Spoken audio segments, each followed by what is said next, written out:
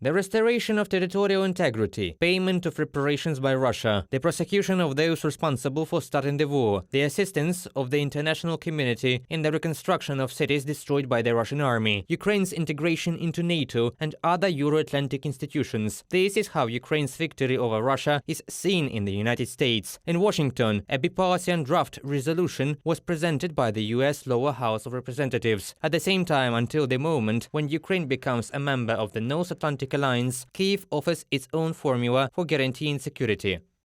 The principle is simple. Ukraine's security depends primarily on its ability to defend itself. To do this effectively, Ukraine needs guarantees from its allies. Previous guarantees given to Ukraine are not worth the paper they were written on.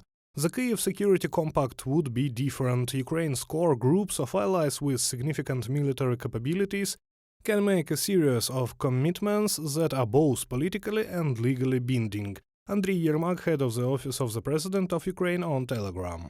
The closure of the sky is a matter of sanctions pressure, which should spell out specific actions that will be taken in the event of repeated aggression by the Russian Federation. But I think it will be said more broadly that is any aggressor who wants to threaten our territorial integrity, our sovereignty, this is financial support. Reaching the borders of 1991 by the armed forces of Ukraine will help not only to restore its territorial integrity, but also, literally, to knock out the Putin regime. The deoccupation of Crimea by the Ukrainian armed forces, as experts predict, will become the Rubicon, crossing which the top military political leadership of the Federation most likely will not retain power in their hands. The guarantee of peace is two key conditions. The first is reaching the borders of 1991 with the return of Crimea and the destruction of the Putin regime. Because as long as the Putin regime exists, the threat still remains. At the same time, if Russia loses Crimea, then it is unlikely that the Putin regime will save anything else, because Russia historically does not like those who lose. All the more so there are memories of the Crimean War and the shameful defeat of the Russian Empire.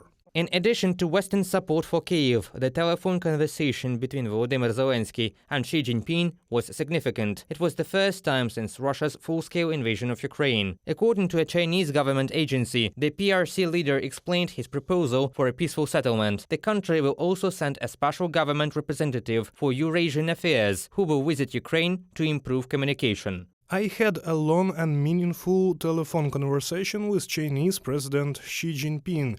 I believe that this call, as well as the appointment of the Ukrainian ambassador to China, will give a powerful impulse to the development of our bilateral relations. Volodymyr Zelensky, President of Ukraine, on Twitter. The conversation between the heads of state is not only a good signal for Ukraine, but also a wake-up call for Russia, experts are sure. For the first time since the beginning of a full-scale invasion, Kyiv and Beijing held talks at the highest level, and this may indicate that China does not bet on Russia's victory in the war. If Russia is so weakened that it will not be able to defend its territories, and China is becoming more and more convinced of this, then the reality is that Russian cities, which are now already written on Chinese maps with Chinese names, that is Harbin, can become a reality and not only renaming on Chinese maps.